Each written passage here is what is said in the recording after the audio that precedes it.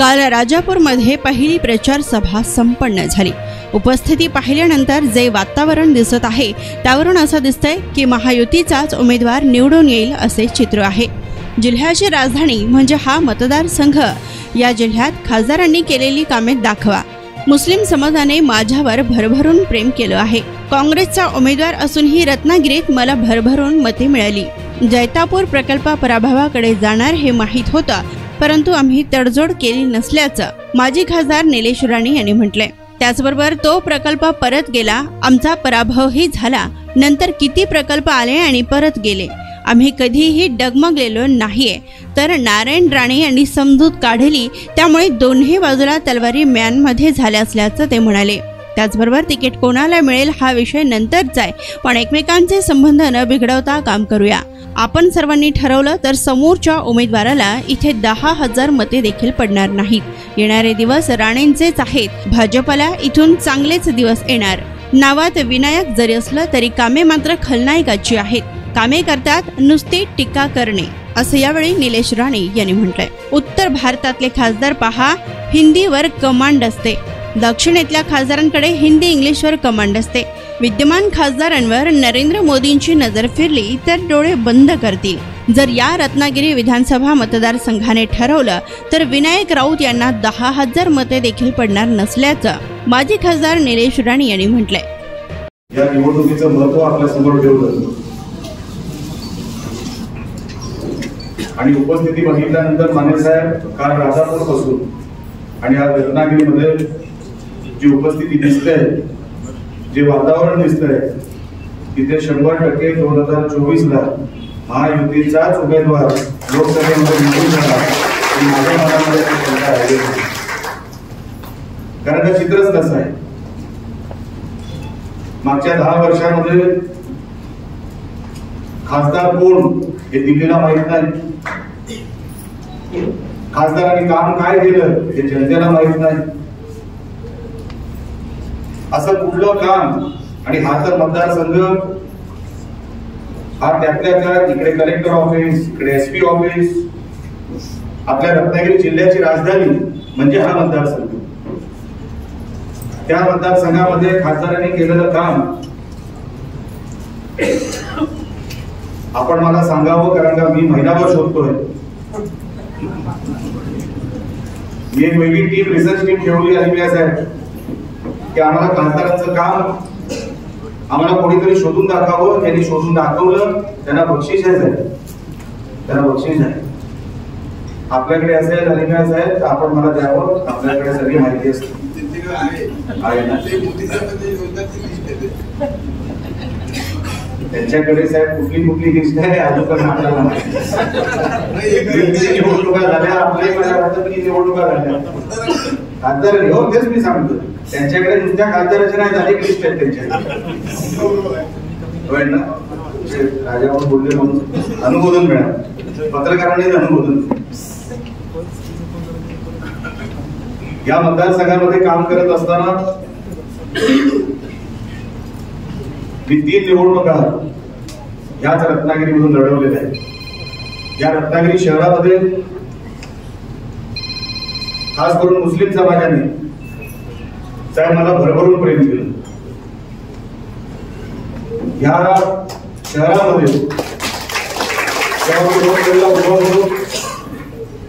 तेव्हा साहेब काँग्रेसचे पण उमेदवार उभे होते, आणि काँग्रेसचे उमेदवार उभे असताना त्यांना या शहरातून काहीतरी 6,000 मतं मिळाली।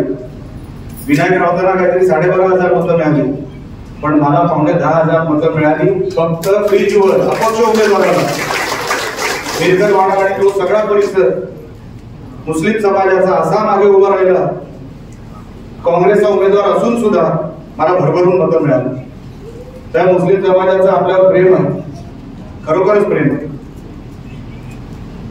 कुणबी समाज, मराठा समाज, वाणी समाज, आपण कधी समाजाचं राजकारण केलं नाही, म्हणून कुठलाही समाज आपल्याकडे आदराने बघतो। त्याचं कारणच आहे आपण समाज कधी बघितला नाही, आपण कधी धर्म बघितला नाही। साहेबांची मानलेली बहीण फरीदा ठाकूर राजापूरला राहतात, ते साहेबांना राखी बांधते।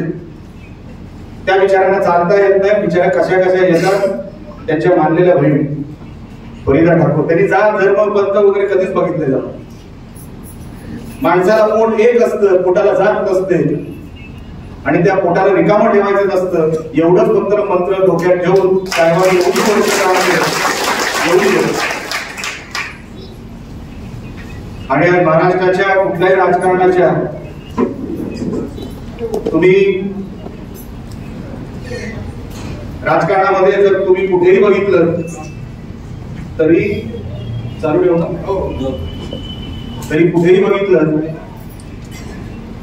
तरी राणे साहेबांचं नाव एक कुठल्याही जिल्ह्यामध्ये म्हणजे सहज त्याच्यामध्ये कधीही कोणाला ठीक आहे टीका करतील, विरोधक असतील, विरोधक टीका करत असतात, पण राणे साहेबांचे विचार, राणे साहेबांचं जे काही पुढची दूरदृष्टी कोकणाबद्दल, जसं मी काल याचा उल्लेख राजापूरचा केला. जैतापूरला राणे साहेब आम्हाला माहित होतं, जैतापूर प्रकल्प आणि तिकडे भडकलेली डोकी हे मला पराभवाकडे घेऊन जाणार हे मला माहित होतं. पण राणे साहेबांनी तडजोड केली नाही, आम्ही विचारांची तडजोड केली नाही. जर इथे जैतापूर आलं, इथे मोठ्या प्रमाणात रोजगार निर्माण होतील, इथे उद्योगधंद्यांचं जाळं बसेल आणि म्हणून पुढच्या 25-50 वर्षाचा डोक्यात विचार ठेवून राणे साहेबांनी काही झालं तरी चालेल, अहो मी तो मुलगा निलेश राणे पडला तरी चालेल, पण जैतापूर सारखा प्रकल्प जर चांगला असेल, पर्यावरणाला जर हानी पोहोचणार नसेल तर आपल्याला तो प्रकल्प हवा आहे. आणि म्हणून साहेब आमचा पराभव देखील झाला, तो प्रकल्प पण परत गेला आणि त्या वेळेपासून अनेक प्रकल्प आले आणि गेले. आपल्या रत्नागिरी जिल्ह्याला तसं काहीच मिळालं नाही. मी म्हणून आपल्याला हात जोडून विनंती करतो, माने साहेब बोलले ते खरं आहे, आपण आपापसातले वाद आता विसरले पाहिजे. माने साहेब या मतदारसंघामध्ये माझ्यासारखी टोकाचे वाद तर कोणीच केले नसते. मी 2019ला जेव्हा उभा होतो तेव्हा तर माझ्याबरोबर एवढं सैन्य पण नव्हतं, पण आम्ही टोकाचे वाद केले. समोर कोण आहे, कोणाची सत्ता आहे काहीच बघितलं नाही, जिंकायचं आहे आणि ते कसंही करून लढाईचं आहे या फक्त विचार डोक्यात ठेवून आम्ही साहेब रोज बाहेर पडायचो, रोज केसेस व्हायच्या, रोज कोणावर तरी काहीतरी व्हायचं, पण आम्ही कधी डगमगलो नाही. टोकाचे वाद, खास करून याच मतदारसंघामध्ये टोकाचे वाद होते आमचे. पण आज परिस्थिती काय आहे? आज देवेंद्र फडणवीस साहेबांनी, सन्माननीय राणे साहेबांनी दोन्ही बाजूची समजूत काढून की नाही आपल्याला मोदी साहेबांना जिंकवायचं आहे, आपल्यासाठी मोदी साहेब महत्वाचे आहेत, मोदी साहेब जिंकले तर हा देश वाचणार आहे. आणि त्या भावनेमुळे दोन्ही बाजूला साहेब तलवारी मयान नाही. दोन्ही बाजू सांगण्यासारखं भरपूर काय आहे, पण इतिहासात जाऊन कोणाला वर्तमान घडवता येत नाही खऱ्या अर्थाने. ठीक आहे, रेफरन्स घेऊन इतिहासाचा दाखला द्यायचा असतो, पण इतिहासामध्ये असंच झालं पण ते असंच होणार असं कोण डोक्यात ठेवून कधी बदल होत नाही. टोकाचे वाद करणारे आज एकमेकांबद्दल चांगलं बोलत आहेत, तालिमिया साहेब एकमेकांना का कारण ध्येय मोठा आहे, ध्येय मोठा आहे. तिकीट कोणाला मिळावी, कोण मिळवणार आहे साहेब हा विषय नंतरचा आहे, पण एकमेकांचे संबंध न बिघडता आपल्याला ही लोकसभा मतदारसंघ आणि खास करून हा विधानसभा जिथे मला असं वाटतं उदयजींना काहीतरी 90-95,000 मतं मिळाली होती मागच्या वेळेला. माने साहेब आपण इथे काम करतात अनेक वर्षापासून, राजेश सावंत आहेत, कवडेकर साहेब आहेत, अनेक आपले फौज इकडे आहेत. जर आपण सगळ्यांनी ठरवलं, त्या बाजूनी ठरवलं, मित्र पक्षाने ठरवलं तर साहेब समोरच्या माणसाला 10,000 मतं पण या विधानसभेतून मिळणार आहे. 10,000 ही परिस्थिती आहे साहेब, ही परिस्थिती आहे. मला माहिती आहे माने साहेब आपल्या मनामध्ये अनेक वर्षांपासून खंत आहे. साहेब आपलाही पराभव झाला, हा निलेश राणे तुमच्या समोर उभा आहे, निलेश राणे साहेब 2 वेळा पराभव झाला. 2019 ची निवडणूक मला माहितच होतं की मी पडणार आहे, पण साहेबांनी सांगितलं निलेश लढायचं आहे तर 100% जिथे राणे साहेब बोलले तिथे निलेश राणे उभा राहतो. जिंकणार का माहित नाही पण लढायला तयार असतो आणि तसंच माझं सैन्य तयार होतं. म्हणून साहेब येणारा काळ, येणारे दिवस हे माने आणि राणेंचे नाही लक्षात ठेवा.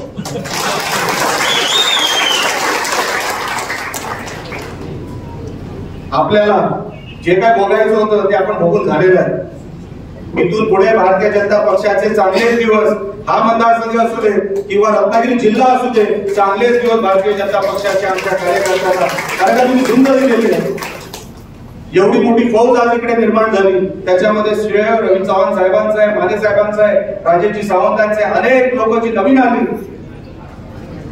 ज्यांनी नवीन इकडे संघटना उभी केली, काही जुने आहेत त्यांनी संघटनेला कधी सोडलं नाही, अशी लोक जी धरून उभी राहिली, जी या संघटनेला एक नवीन दिशा देण्यासाठी की मोदी साहेब जिंकले पाहिजे, मोदी साहेब जिंकले पाहिजे. आणि या रत्नागिरी सिंधुदुर्गाला जसं तुम्हाला सांगितलं, हा विद्यमान खासदार हो नायक विनायक, नावात विनायक आहे पण कामं खलनायकाची आहे.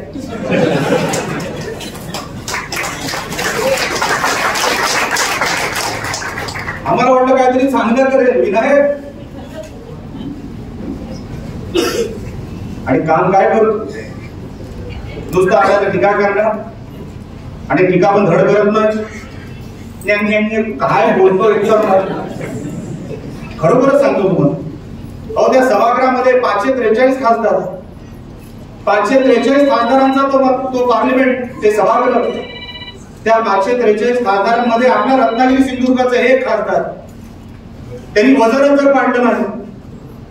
अहो त्या उत्तर भारतातले जे खासदार असतात ना, ज्यांचं हिंदीवर प्रभुत्व असतं, कमांड असतं, त्या उत्तर भारतातले जे खासदार असतात ते हिंदीमध्ये आणि काय मागण्यामध्ये कमी कमी जास्त पडत नाही, तिकडचा असं सांगतात. आणि जेव्हा सभागृहामध्ये होतो की सांगतात माने साहेब की जर उत्तर भारतातला एक जरी खासदारांनी ठरवलं की आज मला सभागृह बंद करायचं आहे, वेलमध्ये जातो, सभागृह बंद करायची ताकद त्याच्यामध्ये असते. दक्षिण भारतामध्ये इंग्लिशवर कमांड, साऊथ इंडिया इंग्लिशवर प्रचंड कमांड त्यांचं, हिंदी असेल इंग्लिश असेल, त्या सभागृहामध्ये त्या पार्लिमेंटमध्ये अशी मोदी साहेबांनी जर नजर फिरवली तर माणूस बघून नजर थांबली पाहिजे. आणि ती धमक या युतीच्या उमेदवाराकडेच असेल, असाच उमेदवार आपल्याला दिल्लीला पाठवायचा.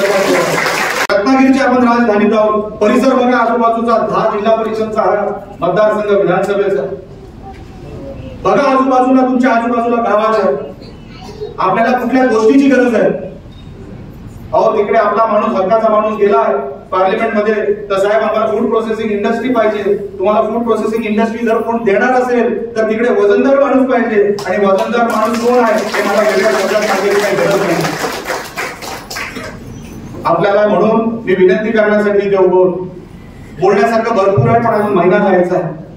या महिन्याभरामध्ये आपण गावाची गावं पिंजून काढूया, गावाची गावं सगळ्यांना दाखवलं पाहिजे. उद्धव ठाकरे येतील सुद्धा आता काही दिवसामध्ये बडबड करण्यासाठी, पण तुम्हाला त्यांना दाखवायचं की तुमचा जो काळ होता तो संपला, आता भारतीय जनता पक्ष आणि मित्र पक्षांचा काळ सुरू झालेला आहे. तुम्हाला याच्यामध्ये खायला मिळणार नाही, ही दाखवण्याची वेळ आहे, ही दाखवण्याची वेळ आहे. आणि म्हणून प्रत्येक माणसाने माझी निवडणूक आहे, माझं काहीतरी जाणार आहे हे मनात ठेवून पावलं टाकली तर कुठलीही गोष्ट कठीण नाही. सराव झालेला आहे, सगळा सराव झालेला आहे. आता फक्त आपल्याला पुढे जायचं आहे. त्या नियोजनबद्ध पद्धतीने पुढे गेला तर 100% विजय आपला निश्चित आहे. पण कुठेही गाफीलपणा न राहता, कुठेही गाफीलपणा न राहता तिकडे विवेक सुरू आहे म्हणजे बघू होत नाही. विवेक सुर्वे चांगलं काम करेलच, पण त्याच्या मागे विवेक सुर्वेनी खालचा कार्यकर्ता तळागाळापर्यंत काम करतोय की नाही ह्याची काळजी प्रत्येक कार्यकर्त्याने करावी, प्रत्येक पदाधिकाऱ्यांनी करावी. एवढीच फक्त या निमित्ताने विनंती करतो. येणाऱ्या 7 मेला आपलं मतदान आहे आणि 4 जूनला जो हवेमध्ये गुलाल उडेल, जे रस्त्यावरती फटाके उडतील, ते फक्त भारतीय जनता पक्ष. जय हिंद, जय महाराष्ट्र.